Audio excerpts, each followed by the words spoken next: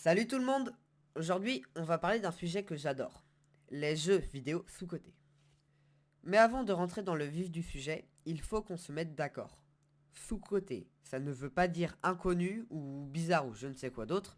Un jeu sous-coté, selon moi, c'est un jeu qui ne mériterait plus d'amour, plus de reconnaissance, parce qu'il apporte un truc spécial qu'on ne voit pas assez, que les gens ignorent.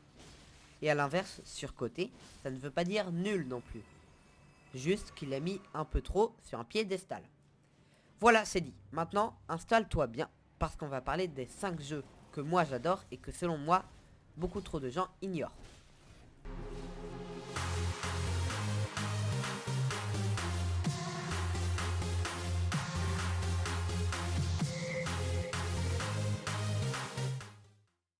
En 5, on va commencer par Noita. On commence fort. Noita, c'est... Comment dire? Un jeu qui te déteste, mais qui t'apprend à l'aimer. Vraiment. Tu meurs beaucoup. Souvent, tout le temps. Ouais, tout le temps. Et c'est comme ça que t'apprends en fait. Chaque pixel est simulé, tout réagit, tout explose, tout brûle, des fois tu comprends pas ce qui se passe sur l'écran. Tu découvres le jeu en expérimentant en fait. Et c'est ça qui est magique. Et je le dis haut et fort, ne jouez pas avec un guide. Vous allez juste vous gâcher la meilleure partie du jeu. Ce sentiment de oh attends, c'est moi qui ai trouvé ça tout seul. Ça n'a pas de prix, vraiment. Même si vous devez y passer 100 heures. C'est difficile, frustrant, mais quand tu maîtrises un peu le système, tu te sens comme un sorcier en fait, et qui a percé tous les secrets du monde. En 4, The Forgotten City. Ok, je sais, c'est pas le jeu le plus populaire du monde, arrêtez de m'insulter. En plus, dès que je le mentionne, j'ai le droit des... Quoi?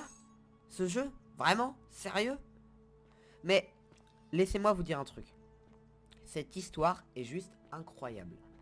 Si vous aimez les intrigues, les boucles temporelles, la philosophie, et un petit soupçon de mythologie, vraiment, foncez. La narration est hyper bien construite, les dialogues sont intelligents, et les choix que vous faites ont un vrai poids. Et perso, comme je suis un fan d'histoire, forcément, un jeu qui me plonge dans une cité antique où chaque décision peut tout changer, bah j'adhère direct, sans hésiter. Hein. C'est une expérience qu'on n'oublie pas, même longtemps après la fin. En 3, Tunic. Alors celui-là, c'est le petit frère spirituel de Zelda, clairement. Mais franchement, il mérite d'être mis au même niveau. Hein. Le jeu est sublime, la musique est douce, mystérieuse, et surtout, rien n'est expliqué. Pas de tuto, pas de grande flèche pour te dire où aller, tu découvres tout par toi-même, et ce sentiment de redécouverte, de ah bah, je comprends enfin comment ce monde fonctionne. C'est vraiment rare aujourd'hui. Hein. C'est un jeu qui te fait sentir intelligent. Tu l'es pas forcément, je te rassure. Et quand tu commences à percer les secrets du manuel, t'as juste envie d'applaudir les devs pour leur génie. En 2, Yakuza 3. Bon, les fans de la série vont sûrement pas être d'accord avec moi, mais Yakuza 3, j'ai adoré. C'est pas le plus beau, non. C'est pas le plus fluide, non, de très loin. Mais c'est celui qui m'a le plus touché. Alerte spoil.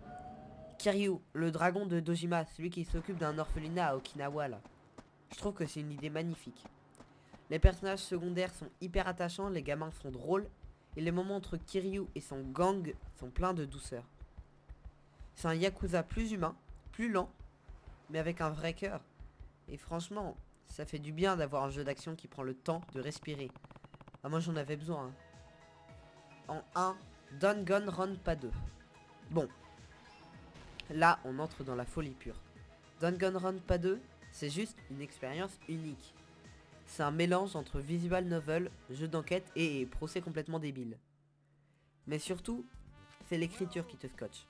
Les personnages sont ultra marquants, les twists te retournent le cerveau, et plus tu avances, plus tu réalises que tu ne sais rien.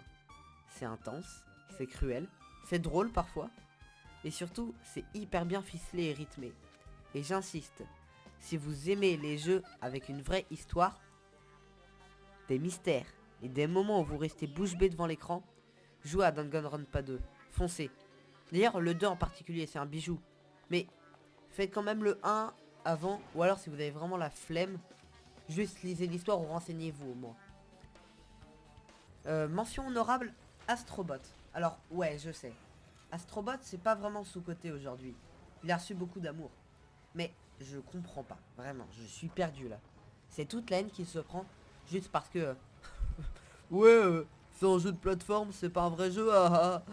Genre pardon, mais depuis quand les jeux de plateforme c'est pas du vrai jeu vidéo?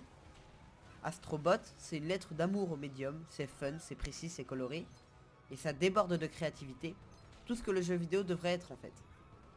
Alors ouais, c'est pas un blockbuster ultra sombre avec des explosions toutes les 2 minutes, mais c'est justement pour ça que c'est rafraîchissant. Les jeux de plateforme, c'est la base. Et pour moi en plus, c'est là qu'on retrouve la joie pure du gameplay, hein. Voilà, c'était mon top 5 des jeux vidéo les plus sous-cotés selon moi. Plus une petite mention pour Astrobot, parce que franchement, il le mérite, hein. Maintenant, c'est à vous. Dites-moi dans les commentaires votre jeu sous-coté préféré, celui que personne ne comprend, ou que tout le monde ignore, mais que vous adorez. Et puis n'hésitez pas à déballer une thèse, antithèse, synthèse, quand vous dites que les jeux de plateforme, c'est pas des vrais jeux surtout.